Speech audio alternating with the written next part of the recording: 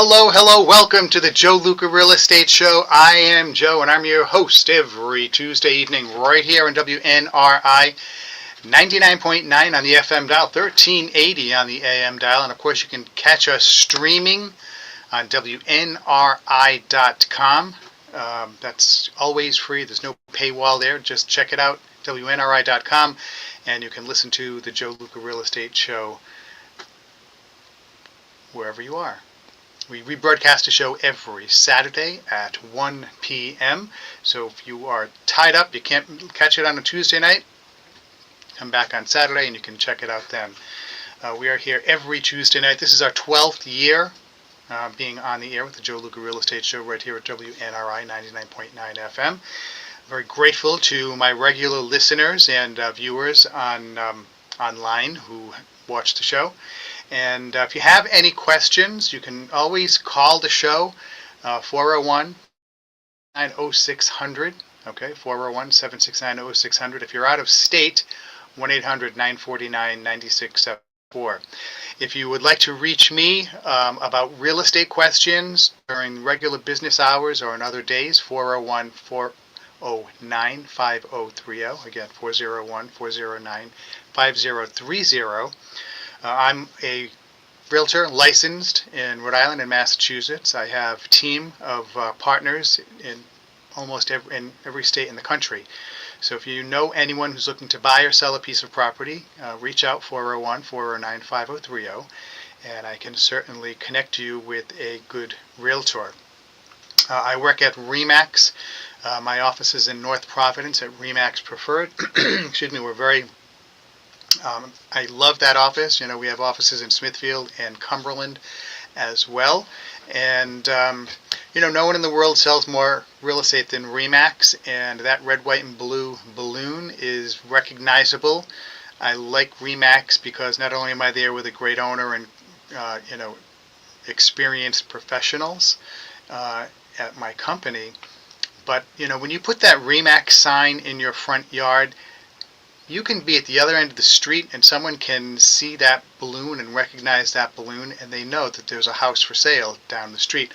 All these other companies, they change their logos. They don't have a consistent logo. You can't find the company name on the yard sign, and it's not recognizable. You have to go all the way up to the sign to read it, and heaven forbid if you're driving by at 25 miles an hour. Whereas the RE/MAX balloon, people can see it from far away. If they're driving by, all they have to do is remember the street, and they can Google it, and they'll find the house. Because, again, when you list with RE/MAX, your house goes on over 1,000 websites around the world. So if you have any questions, you're thinking about listing your property, this is the busiest season of the year, spring season. Inventory is up. We're right around, finally, in the ballpark of 1,000 single-family homes on the market. It's still way short from where it needs to be, but 1,000 is much better than 700, 800, 900 where we've been before. So, it's a good time. We still have lots of buyers, but don't be under the misconception that your house is going to sell in 35 seconds and, for $20,000 over asking price, because that may happen. Rhode Island, the Northeast, Buffalo, Providence, Hartford, and Boston are the hottest markets in the Northeast. But, it's not as intense. The intensity factor is much less than it was a few years ago. But homes are still selling. They're selling more for, this month than they were last year, a year ago. So property values have been continuing to increase in this part of the country. If you go down south in the Sun Belt, as we talked about last week on the show, that's not the case. Okay. Mortgage rates. We have 6.93 is the 30-year fixed rate as of today. This is my trusty website, Mortgage News Daily. The 30-year FHA is 6.43, and the 30-year VA is 6.45. So these rates are higher than they've been, and I think we're going to stay in this area for a little bit of time. Fannie Mae last week had put something out saying they figured that by the end of this year we will be in the low sixes. Okay, so that would be great if that's the case. Okay, so now we are going to go and we have a caller. Hold on. Hello, caller. Oh, hold on. Hello, caller. Caller. Hi, this is Joe Luca. How are you? Sure. Parents' house that passed away, and I literally interviewed like 6 different real estate agents. Mm-hmm. All of them offered me different this and that, Sure. rates for this and that. Well, my question is this: with commercials on television, Moss, whatever, will buy your house, Mm-hmm. Do this, do that. Right. Um,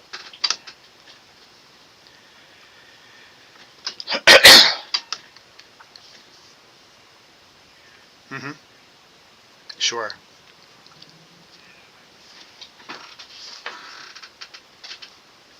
Mm-hmm.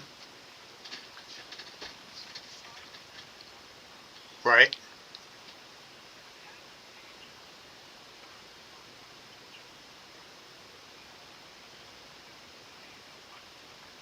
Mm-hmm. Sure. Yep.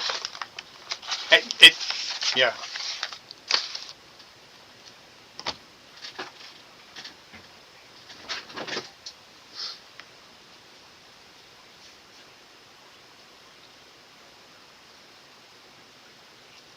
Well, everyone has to make their own decision. So typically companies like that, when you have, a cash buyer, air quotes cash buyer, what they offer is one, they just come in. You're not going to have to get the house prepared, clean it up. You're not going to have open houses. You're not going to have to, do anything, have people tramping through the house, making appointments. So if that is something that you don't want to deal with, then maybe you want to look at one of these cash buyers. They're also, back in a few years ago, they were called iBuyers. And however, when they're doing that, they're offering you cash, and there's no appraisal, there's no inspection, but they're paying less than fair market value. Okay, so, in every transaction, no matter what you're buying or selling, there are 2 components, price and terms. So I can give you great terms. Okay, you can just take the cash, move out, we can close in 10 days and no problems. I'll take the house as is, but I'm going to pay you less money than if you were to list it with a conventional real estate brokerage, market the house appropriately to try and field as many offers as possible. Because again, it's simple economics, supply and demand. So if you're only marketing your house to one potential buyer, the cash buyer, and in particular the company you mentioned, you're not going to get maximum value for the house. However, sometimes some people are like, my house is a wreck. I don't have any money to fix it up. I need to get down to Florida because my parents are elderly or whatever it is. I need to get out of Dodge quickly, so this is fine for me. I don't care if I'm, we're going to receive $50, $60, $100,000 less than fair market value. So it all depends. But you had said you spent, a good chunk of change improving your house. I always tell prospective sellers that talk to a realtor before you spend money on your house, because you don't want to spend money and then a prospective buyer is not going to value that. I'll give you an example. A colleague of mine, he just listed a house, and the seller had already ordered new garage door and a new front door. And while those things are really good to spend money on, you just need to put something new that's a decent quality. You don't need to put something that is, 30-year quality right now, because you're going to be away. You just need the house to look good, present well, and make someone want to pay more money for it. And this particular house, it was almost $10,000. It was spent on those 2 items. The seller is that's not going to increase the value of the house by $10,000. So you always want to, consult. People say, well, should I redo my kitchen? Should I redo my bathroom? It depends. What type of a remodel job are you going to do? Where are you starting? Is your kitchen like a 1965 kitchen, or is it a 2005 kitchen? You know, those are the types of things, because a lot of times some people, they still may want to come in and do their own thing. They may not like what you're spending money on. So it all depends on, one, where you're starting, and two, what you're going to be doing to the house. If you're going to be redoing the kitchen, you're not going to put top of the line granite countertops with all the most expensive cabinets in there. You're going to put the minimum necessary to make it look attractive so that it sells more quickly and you get some more money.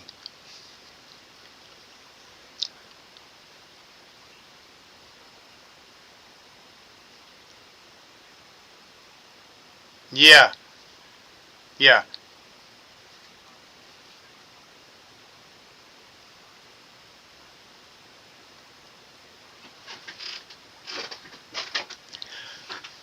Well, right. I mean, now if you spend $15,000 on a new roof and you're putting architectural shingles on, that is one of the few things that will increase the value of the house on a one-for-one basis.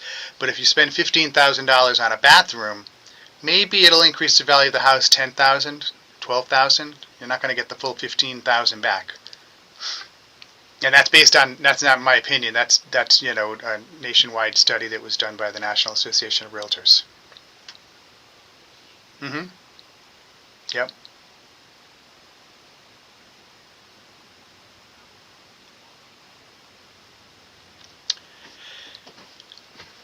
Yeah, what it is right now, it's not a law, okay? It's just, it was a policy that the National Association of Realtors adopted. And the thing to remember is, commissions are negotiable. So it's like, if you're going to go and you're looking to buy a Rolls Royce, it's probably not going to be, you want to get top shelf, quality and service. There's probably not going to be much negotiating there. But if you want to go and, you know, you want to get kind of a lower price, you'll be able to negotiate down on the commission, but you may not get all of the services, you may not get all of the expertise, in time that you would get for, a higher commission. And what I'm trying to say is, it's something that's negotiable. Whether you're the buyer's agent or whether it's the listing agent, that is something that's negotiable. And the other thing is, too, I want to point out that, when you're listing your home for sale, you can list, all you are obligated to pay is the listing agent. However, if and again, it depends on who the potential buyer is for your home. Okay, so if you're selling a $900,000 home, most likely the person that's buying that home will have financial capacity to compensate their buyer's agent. But if you're selling a home that's in the $300,000, $400,000, $500,000 price range, which is the median price range is $490,000, then you're looking at first-time home buyers. They may not have the capacity to compensate their buyer's agent because they're buying it with either no money down or 3% down.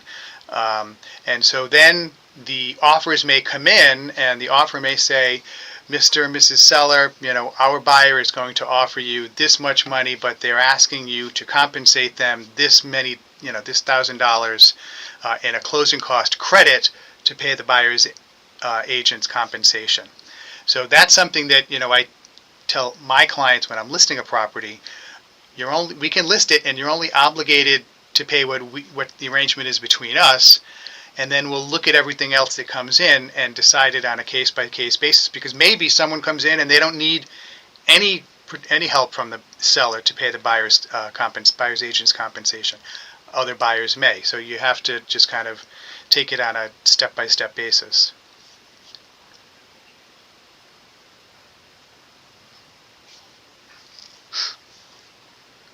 Mm-hmm.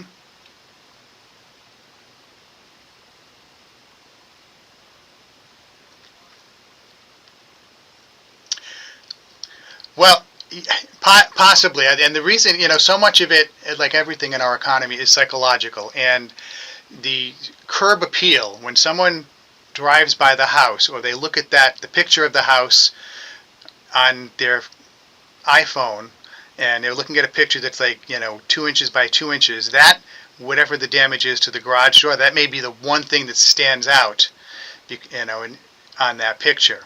So there may be kind of like, first impression is the only impression.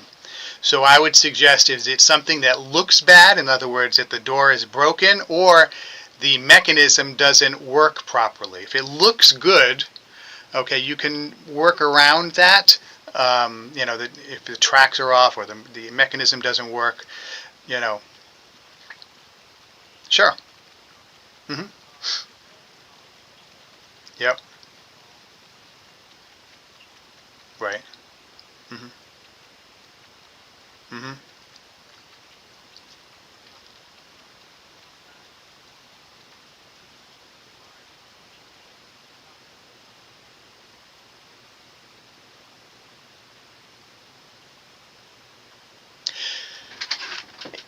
Again, yeah, it depends. Right. I mean, if there are active leaks, then you need to deal with those, because that's going to create a problem. But if it's just like, you know, the copper pipes are old and it's on a well and they don't have much life in them, forget about it. You don't have to deal with that. Um, but if it's like the kitchen fixtures or the bathroom fixtures, the faucet and everything, if those are leaky or they just look horrible, yeah, you may want to spend, 30, 40, $100 on getting those replaced, because it'll make it look so much better. Because a lot of what's happening with buyers now is they're taking more time to decide to put an offer in. And people, we've had open houses where you get, 5, 6, 8 people coming through. They're all juiced up. Wow, they're really good, really good. And then you follow up with a phone call to their agent or to those buyers the following day or 2 days later, and they're going to wait a little longer, because they're not sure how much it's going to cost to replace that fill in the blank. Well, if you receive an offer, absolutely. But sometimes what they're doing is they're saying, you know what, we're not going to put an offer in. We want to look at more houses to see if we can find one that doesn't need as much work, doesn't need as much updating. I sold a house a few months ago. It was a great house, corner lot, really, really well built, good bones, but it needed updating. It was like and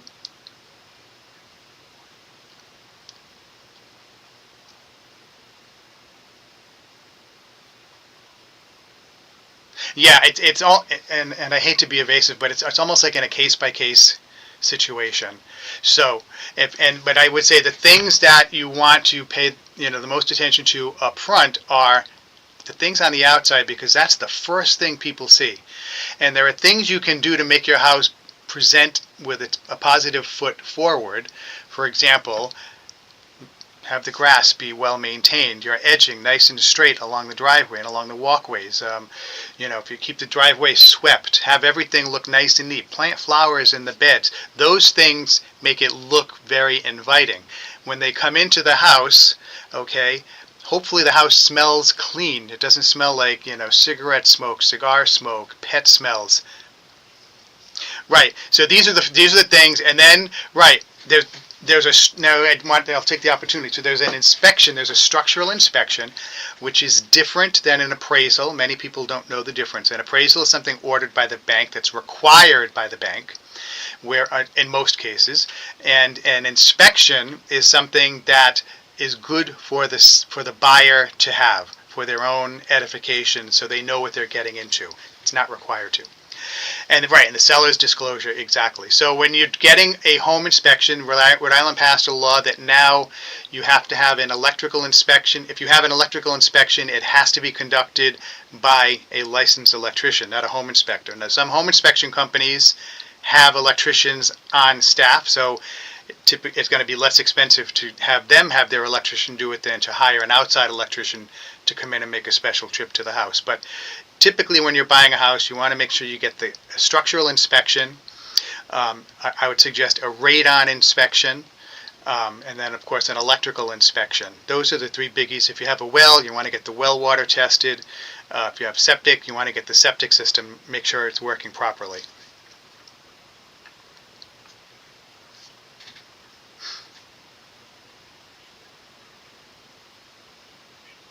Mm-hmm.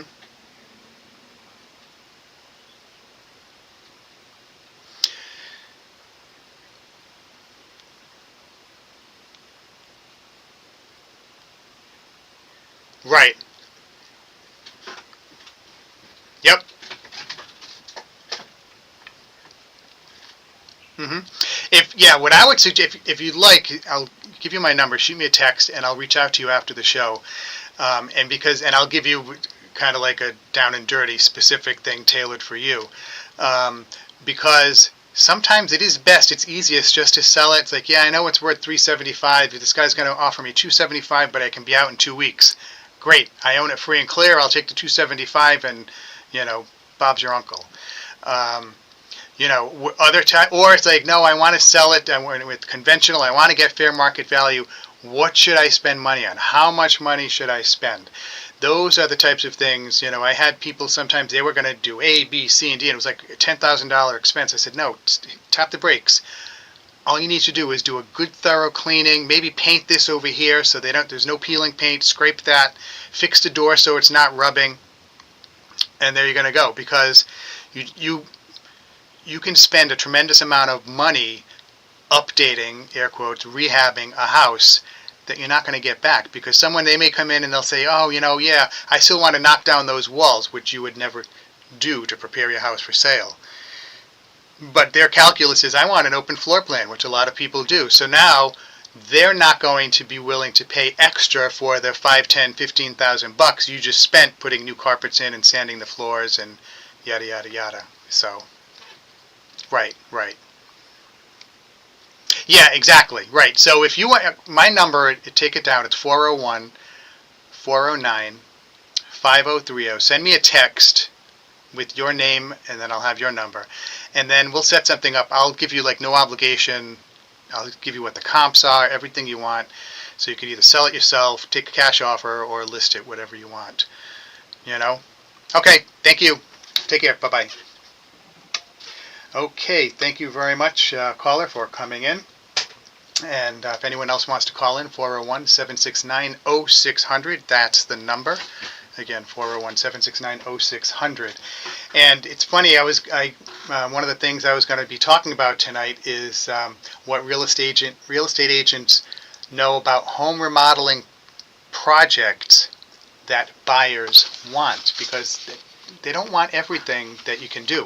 Okay, so I want to go over this kind of briefly. So, it's a tough lesson to learn, and as I was alluding to before the call, when you have folks and they spend money remodeling a house, and they're spending money on things that they really didn't have to spend money on, didn't have to spend that much money on, because you still have things in the kitchen, like the kitchen cabinet doors are, kind of wonky, they're missing handles, the hinges are loose, things like that.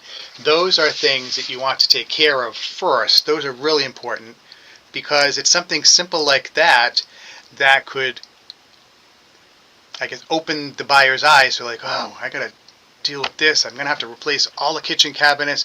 Well, then if I'm going to have to do that, I may have to put new countertops in, then do the floor, and do this and do that. And now they went to cash register in their head that's running up numbers based on nothing legitimate, because they don't know what the numbers are unless they're a contractor. They don't know how much it's going to cost to replace kitchen cabinets. Is it $2,000? Is it $22,000? It depends. So there are remodeling projects that have investment value and ROI.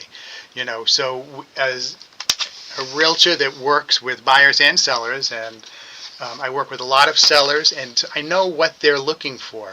Okay, you know, something that people aren't aware of: 62% of homeowners say they renovated their home mostly to increase its value. Okay, that was based on a study in 2023, so after the big increase in values came out. And that was a study done by Cinch Home Services, which is a home warranty company. 48% hoped the home improvements would help them sell their home one day, sell it more quickly. Okay, so so we've got 63%, they wanted to increase its value, 48% wanted to make it more marketable, more attractive to a buyer.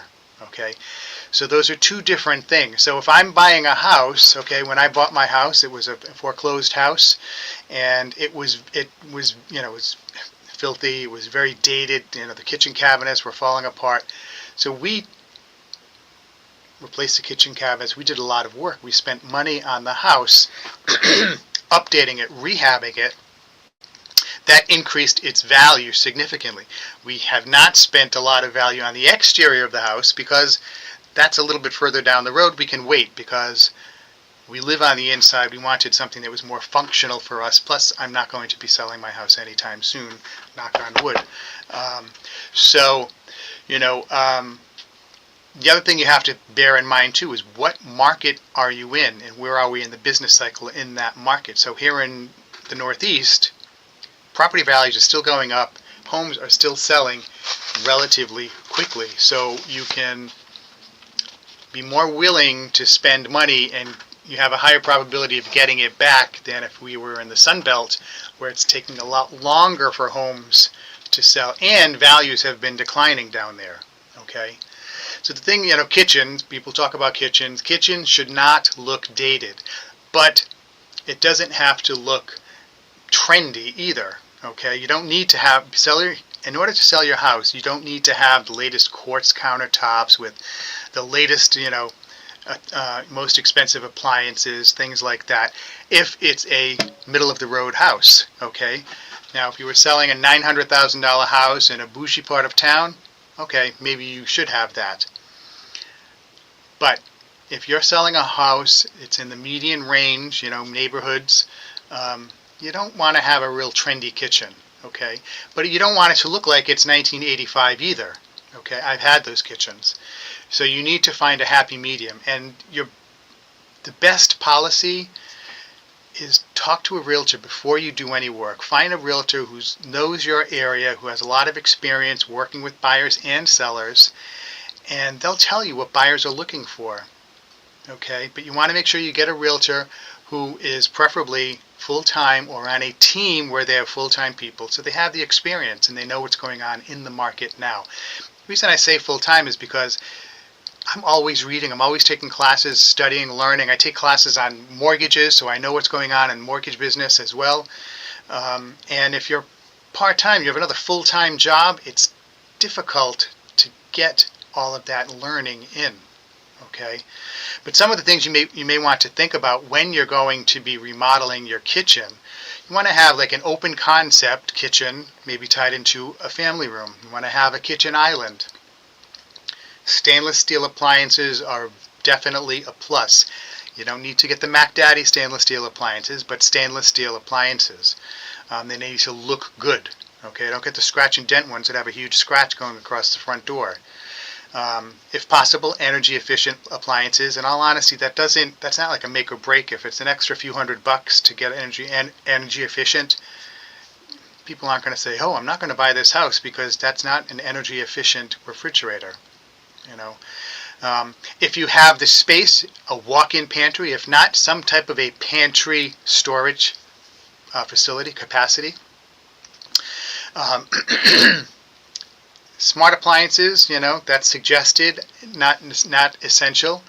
Something that does make a big difference is have an eye-catching, functional backsplash. Okay, so you have your countertop, whatever it is, if it's preferably a nice granite, you want an attractive, functional backsplash. By I say functional, something that's easy to clean.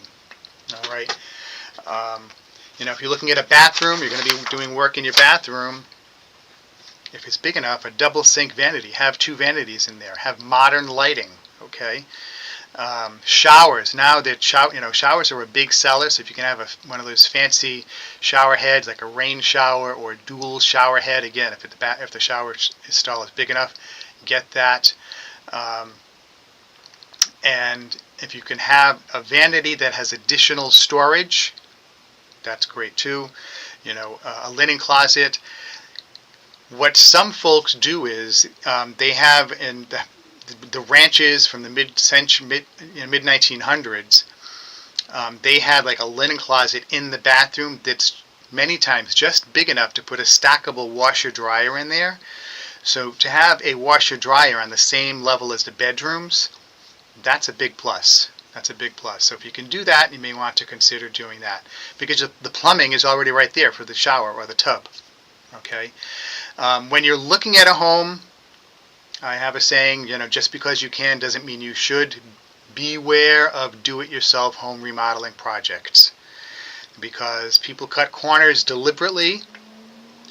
People cut corners, they don't even know how to do it the right way. They're just doing a hack job, as I call them. And that's when having an experienced realtor by your side, they'll be able to, see some telltale red flags about those questionable do-it-yourself home remodeling projects.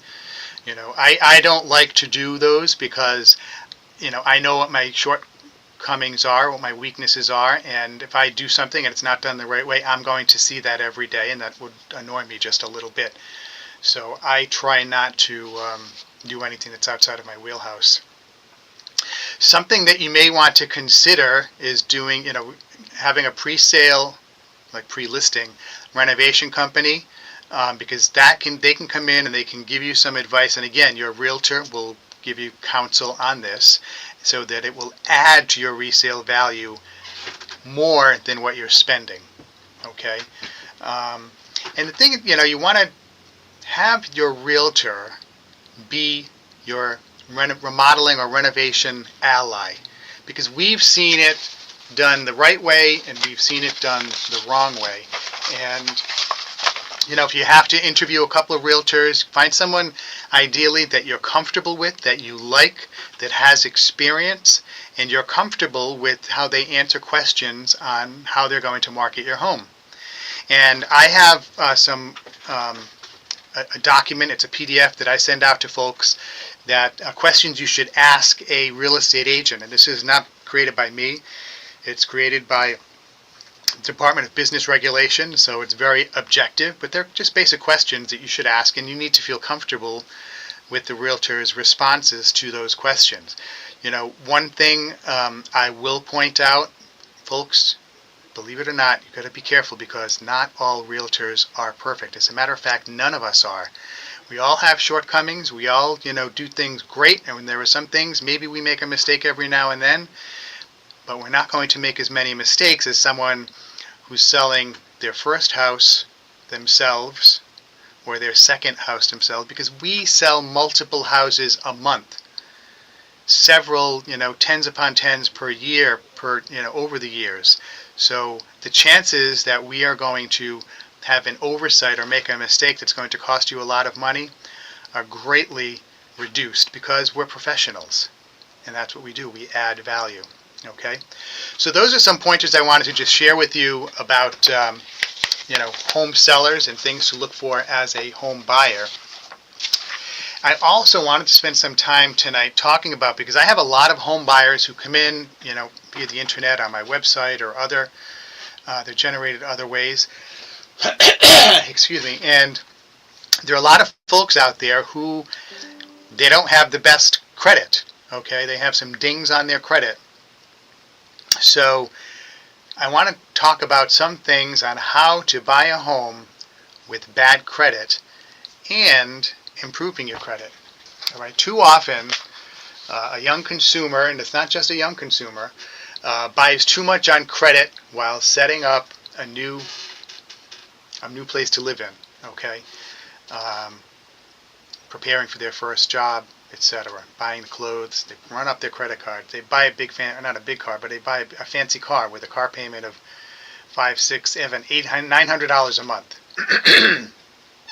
Something happens, you get a cut in pay, your hours are cut. You can't remain current with your payments. Now you start to get some lates, maybe some charge-offs, some collections, and bad credit can be problematic. It's not always a deal breaker. Buying with bad credit is possible, but you may need to work on getting your score up. And when you have lower FICO scores compared to higher FICO scores, your credit is going to cost you more. You get a higher interest rate, so that means your payments are more. So maybe you can't buy that $500,000 house. You can only qualify for a $420,000 house or less, whatever it is. Okay. So having a good FICO score is important. There are some mortgage programs out there. Every week I talk about the FHA and VA programs. Those, they have a little flexibility on credit scores. There are other programs out there as well, so that you can get a lower, you can get a mortgage with a lower credit score in the low 600s, but you're probably not going to qualify. You know, the lower your credit is, the higher your interest rate's going to be. You're going to need to have a down payment in all likelihood, okay? You're not going to qualify for a no money down loan or a really low down payment product, okay? In all likelihood. That's why I suggest talking with local mortgage companies.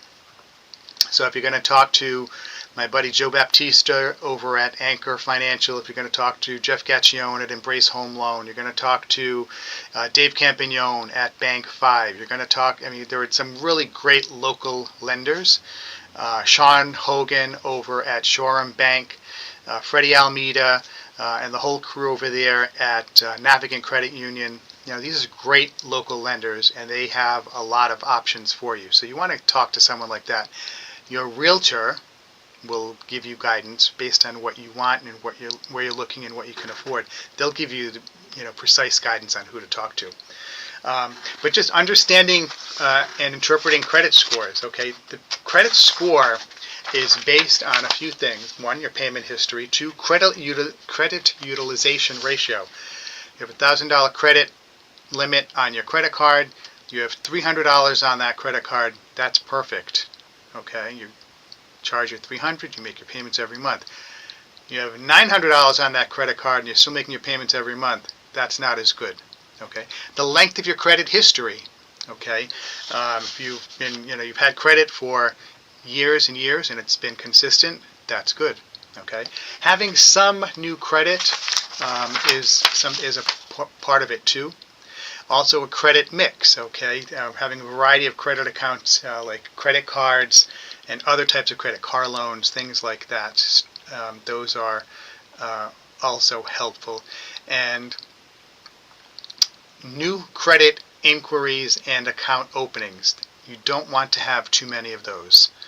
Okay, so don't apply for credit at a bunch of places because that's a hard hit on your credit. And it doesn't look good. It can affect your credit score by many points. Okay. Now there are the most widely used credit score is called FICO, Fair Isaac Corp, and there are 3 companies or entities that rate your credit. One is Experian, one's Equifax, and one is TransUnion. Typically, what mortgage companies do is they get a credit score from all 3 companies, and then they take the one that's in the middle. So if you have a 680, a 650, and a 620, they'll take the 650. If you have a 680, 670, and a 665, they'll take the 670. Okay? Heads up, folks. The credit report you get when you buy your credit report and the credit score that credit report gives you is not necessarily the same credit report and credit score that the mortgage company looks at. Okay, that would probably be the same credit report that they look at for, say, a car loan. Okay, higher credit scores can influence the types of mortgages you qualify for. Okay, so you can qualify for a conventional. If you don't have a higher score, you may have to go for an FHA. You can go for an FHA with a higher score as well. Okay, or Rhode Island Housing. You can have an 800 and go for a Rhode Island Housing or FHA mortgage. Excuse me. So a couple of questions. Can I buy a home with no credit history? Okay. For buyers with no credit history, manual underwriting is a path forward. Okay, that's something that you would get at a local institution, like a local credit union or a local bank. There are some mortgage companies that will accept rent payments utility payments, even if you don't have any credit cards. So if you don't have credit, you can get a mortgage. But again, when you're doing this, you're eliminating lots of options. So you may only qualify for this type of a mortgage, which may have other things that you don't like. Okay. How can I improve? Okay, excuse me. Wait. How does my credit score affect loan eligibility? Credit scores influence what type of a loan you're eligible for. For example, conventional mortgages, which is the most common type of mortgages, often require a credit score of at least 620. FHAs may qualify with a credit score of, it says here, 500. That's really low. I don't know if I agree with that around here. You need to be in the 620 or above, and a lot of the conventionals you need to be over 650. From what I've read, I'm a real estate guy, not a mortgage guy. So I would always defer to my mortgage partners. Excuse me. Can I improve my bad credit score fast? Credit scores can shift frequently based on your monthly activity. Okay? So if there are things, if you can pay down, if you had, let's say, a credit card that had $1,000 credit limit and you have 900, if you can throw $600 on that balance so it goes down to 300, that's a great way to improve your credit score really quickly. As soon as it hits again, your credit score will improve. Make your payments on time. After 30 days, it's reported as a late. So if it's a day late,